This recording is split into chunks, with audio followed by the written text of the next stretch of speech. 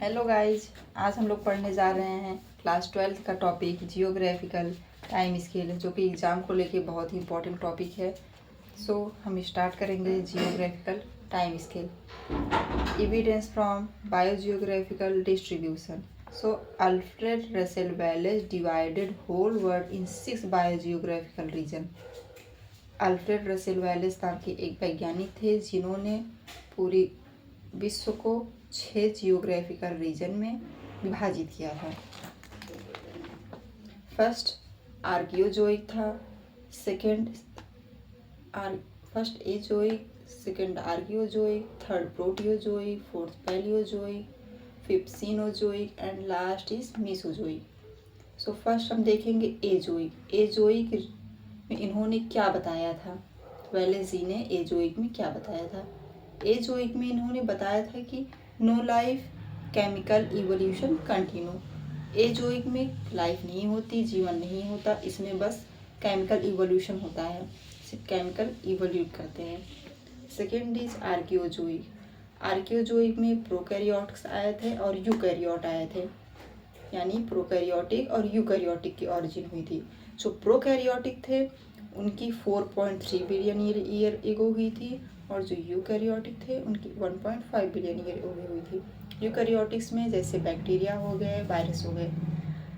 Third is प्रोटियोजोइक। प्रोटियोजोइक में ऐसे जीव आए थे जिनकी उत्पत्ति हुई थी, वो थे protozoa, sponge, coelenterates, mollusc, annelids and etc. फिर है Palaeozoic.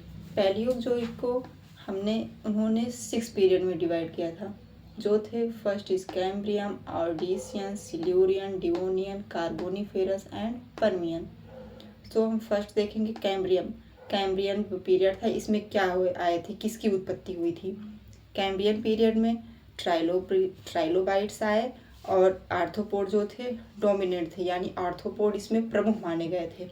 And second is Ordovician. Ordovician में जो जालेस फिश थी उनकी उत्पत्ति हुई थी और मोलस्का डोमिनेंट थे।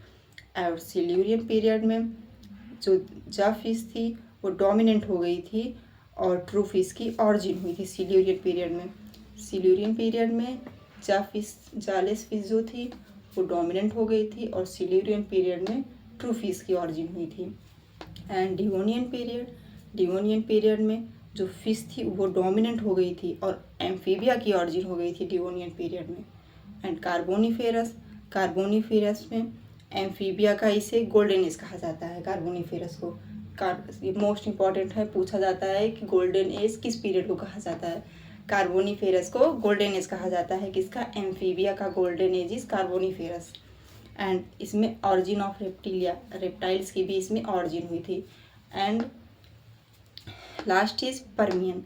पर्मियन में मैमल्स, यानी origin of mammals like reptiles, यानी मैमल्स के जैसे रेप्टाइल्स आए थे पर्मियन में। अब हम देखेंगे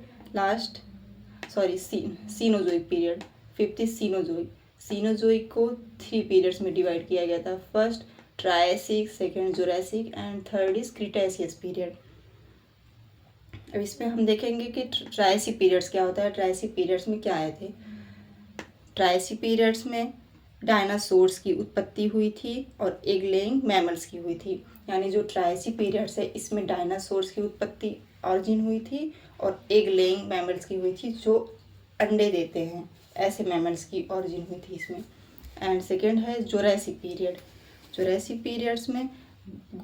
जुरासिक पीरियड को बर्ड का गोल्डन एज कहा जाता है। इसमें बर्ड की उत्पत्ति तो हुई थी, ऑरिजिन हुई थी, लेकिन जुरासिक पीरियड को बर्ड का गोल्डन एज कहा जाता है। जैसे मार्सुपियल्स बर्ड हो गए, मार्सुपियल्स मैमल्स हो गए, ऐसे।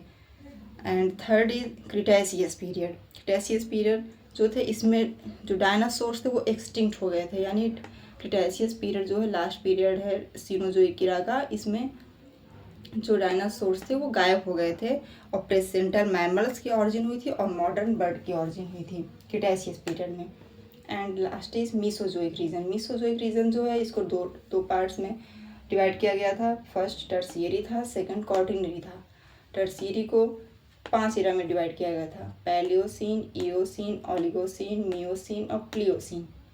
सब में लास्ट में सीन ही है, बस पैलियोसिन है, इयो, ओलिगो, मियो एंड प्लियोसिन।